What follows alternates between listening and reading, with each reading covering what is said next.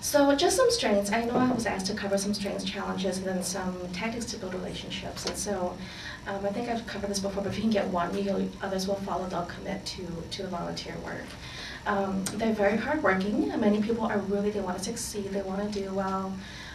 The work ethic of the Hmong community have just completely impressed me. They will work hard to get things done. And I'm actually just very excited about the young emerging Hmong people. There's all these young people who have so much energy, who are so bright, who are so intelligent, who really want to get involved. And they're just, you know, when I think of myself at 16, you know, I look at these kids and I'm like, you know, they know about civil engagement, they know about human rights, they know about all this stuff, and they're so involved and they want to make a difference, you know, and it's part of the whole Gen Y generation, I think, but also just seeing within the Hmong community is something I'm really excited to see about. Some challenges, of course, is the socioeconomic situation. As many of you know, the Hmong community is one of the poorest communities in the Twin Cities, and so they often have a lot of other priorities that come before volunteering, you know. So something to be mindful about. Language barriers, many of them are English language learners, and so they're not, so when it comes to filling out forms or kind of the formal documentation, that's what really intimidates them. So, you know, I can't fill that stuff out, I can't, you know, do this kind of stuff, and so just kind of be mindful of that as well. And then, you know, like I said earlier, relationship and trust building takes time, it takes resources, it takes effort, and so that's something you just have to kind of keep in mind as you start to reach out to these communities. And then as far as building relationships, it's really important that it's authentic. You know, you're not just reaching out to reach out.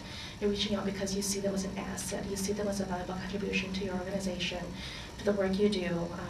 And they can, you know, people can see when you're not authentic. And so it's very important that it is an authentic approach. Willing to train, you know, a lot of them, like Naima said, are not skilled at some of the things that we're looking for, and so, but they're willing to learn, and so it's us saying, you know, we're willing to train, we're willing to work with you, and building that time into your volunteer management or volunteer coordination to have time to train these individuals. And then, you know, two things I said earlier, family comes first. So there will be times when they can't make it because of family obligations, and I think more and more we're seeing that with all of our volunteers, this family work-life balance, that, you know, family is getting to be a higher priority now than it has probably, you know, 20 years ago with more moms in the workplace. And then, of course, reaching out to the influential community members. You know, there's just, somebody said this to me several years ago. They said there's 3 ways to get a message around the Hmong community. It's telephone, telefax, and tele-Hmong. Because if you tell one person, they'll get all over the place. And so it is really important to kind of reach out and get those high influential individuals and get them on board. And, you know, they'll go on the radio and say something, and you'll get just an influx of volunteers looking to work with you. So that's all I have, and I'll take questions a little bit later.